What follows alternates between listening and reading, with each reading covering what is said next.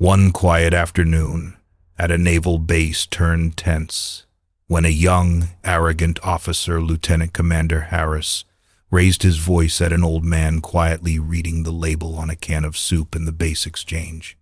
The elderly man, dressed in faded jeans and a weathered Navy veteran cap, moved slowly but deliberately.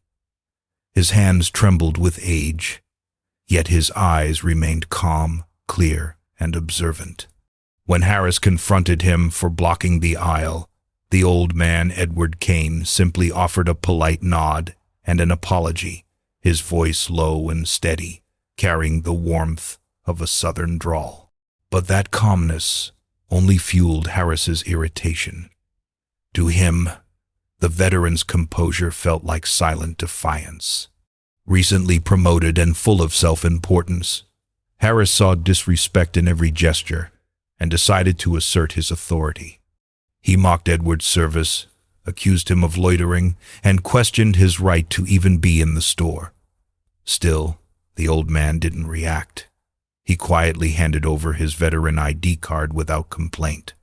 Around them, young sailors began to watch, pretending to browse nearby aisles, sensing that something deeper was unfolding, a clash not just between two men, but between arrogance and dignity. Harris, puffed up with ego, believed he was enforcing order. Edward, calm and unshaken, seemed to represent something timeless: discipline, restraint, and quiet strength, earned through experience. None of the onlookers yet knew who the old man truly was.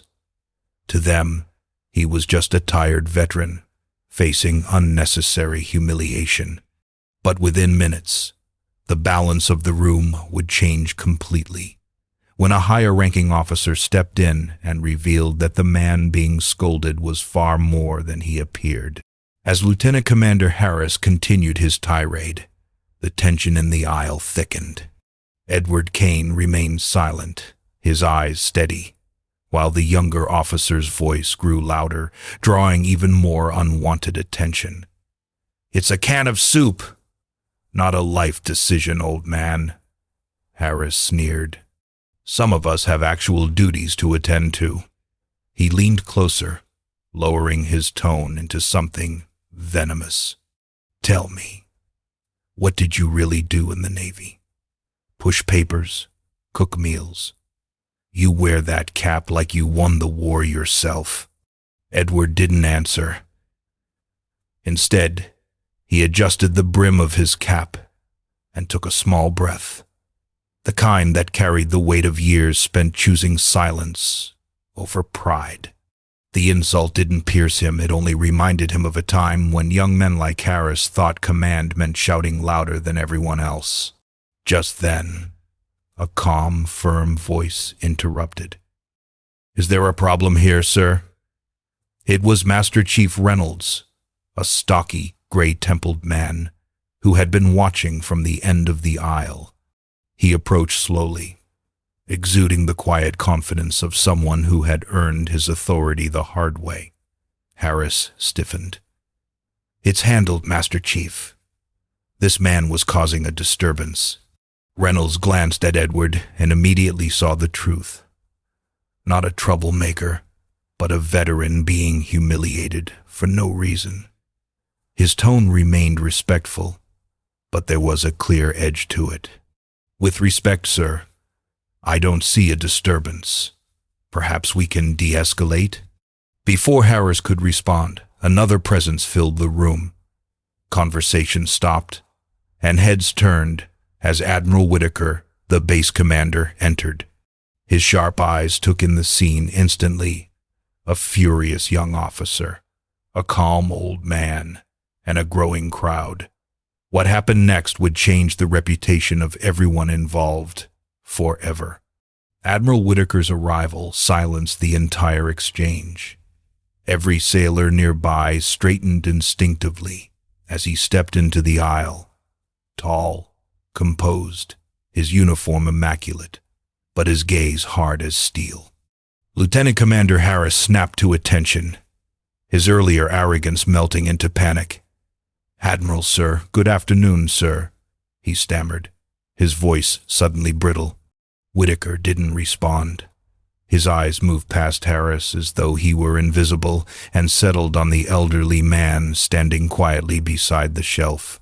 There was something in Edward Kane's posture, the upright calm, the unshakable steadiness, that struck a familiar chord in the Admiral's mind. He studied the worn veteran's cap, the faded anchor emblem, the eyes that had seen too much yet carried no bitterness. "Sir," Whitaker said at last, his tone soft but filled with weight, "I sincerely apologize for my officer's behavior. This is not the standard we uphold on my base." Harris froze. The Admiral hadn't even looked at him. All of Whitaker's attention was on Kane, a gesture of respect that felt like a rebuke sharper than any reprimand. "May I have your name, sailor?" the Admiral continued quietly. "Edward Kane, sir," the old man replied. His voice was calm, a low rumble of composure. "Underwater demolition teams, back before they were called SEALs." A stunned silence rippled through the aisle. Master Chief Reynolds's eyebrows rose. The UDTs, the forefathers of naval special warfare, were legend. Whitaker's eyes widened slightly, and his tone changed from formal respect to almost reverent disbelief. "Mr. Kane," he said slowly, Did you ever have a call sign?" Kane hesitated, as if weighing whether to reopen a door long sealed by history. Then, quietly, he said, "They called me Ghost 5, sir." The world stopped. As the show continued, Harold began inviting others to share their own stories. To his surprise, many veterans who had remained silent for decades wrote in. A Korean War nurse named Martha Doyle sent a letter saying his story gave her the courage to visit the local VA center for the first time in years. A young teacher, Elliot Green, played one of Harold's episodes in class, using it to teach his students about empathy, not just history. Through the screen, Harold became something he never expected: a bridge between generations. His calm, deliberate voice carried a kind of honesty that people longed for. He didn't lecture. He reflected. He didn't glorify the past. He made it human. And somehow, in his small attic studio filled with old maps and ticking clocks, he helped strangers remember that their lives, too, were part of a larger story. When a local radio station invited him for an interview, Harold said something that touched everyone who listened. "History is not about the heroes we read in books. It's about the quiet people who held the line when no one was watching." That line spread across social media, quoted by thousands who had never even heard of him before. But Harold didn't chase fame. He still ended every Sunday night the same way, closing his notebook, looking at his camera, and saying softly, "Thank you for keeping me company tonight. I'll see you next Sunday, same time, same heart." The comments flooded with hearts and blessings, from teenagers to veterans, from nurses to history buffs. For many, that hour each week wasn't just a show, it was a sanctuary. One Sunday evening, as autumn rain tapped gently on the attic window, Harold began his show as usual. But this time, his voice was softer, slower. He spoke about time, how it bends, how it carries us, how it lets us leave traces in others' hearts. Then he paused, looked into the camera, and said, "If you're watching this, remember history isn't what we leave behind. It's who remembers us with kindness." That night's episode was his last. Harold passed away peacefully in his sleep, his microphone still on the desk beside a cup of half-finished tea. When news spread the next morning, thousands of viewers flooded the comments with messages of grief and gratitude. Veterans shared how his words helped them face their past. Young creators thanked him for teaching them that storytelling wasn't about fame, it was about connection.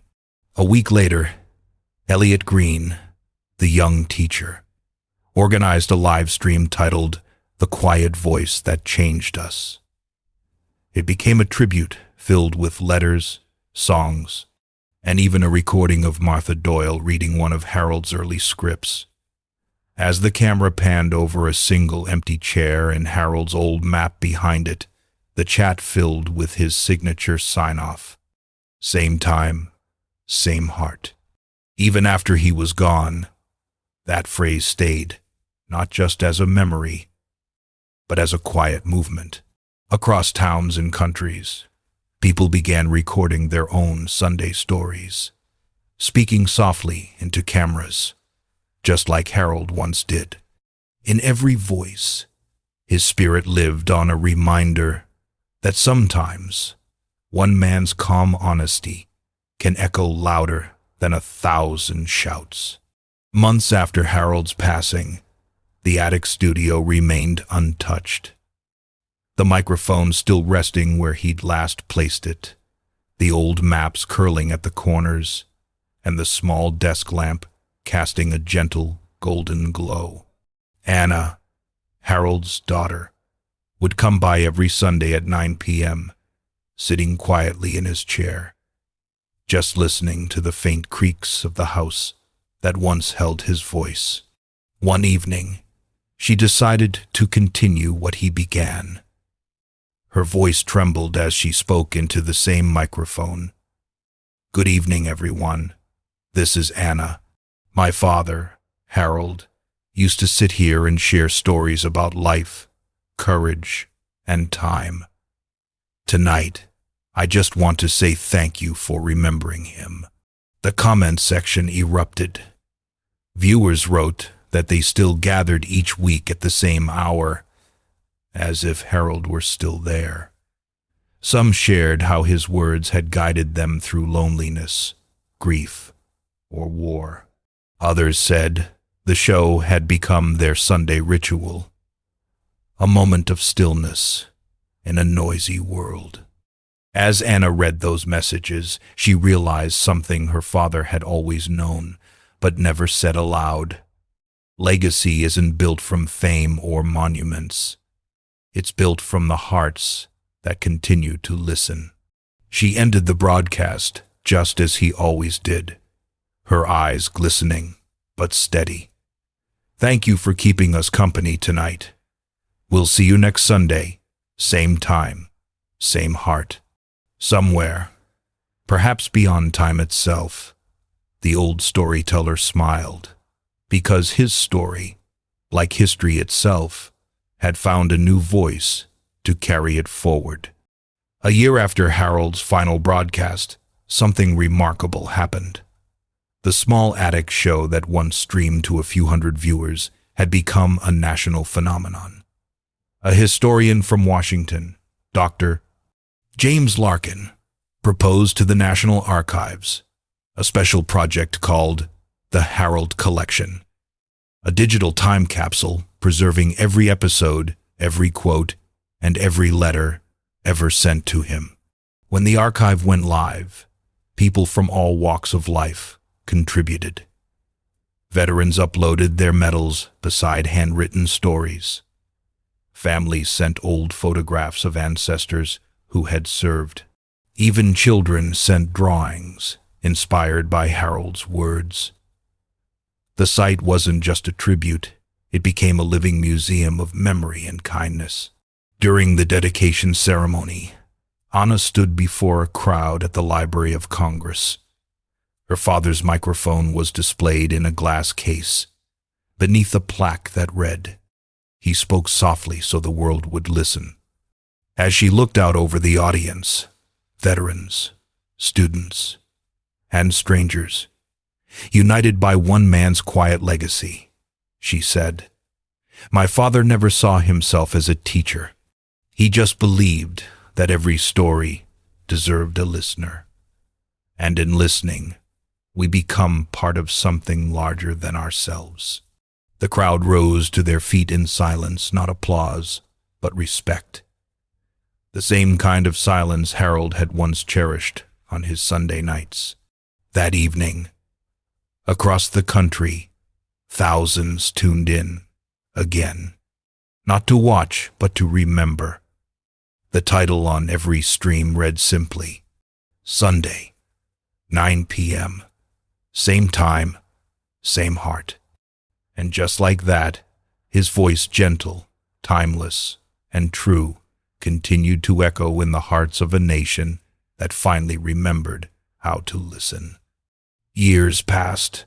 Technology changed. Screens evolved.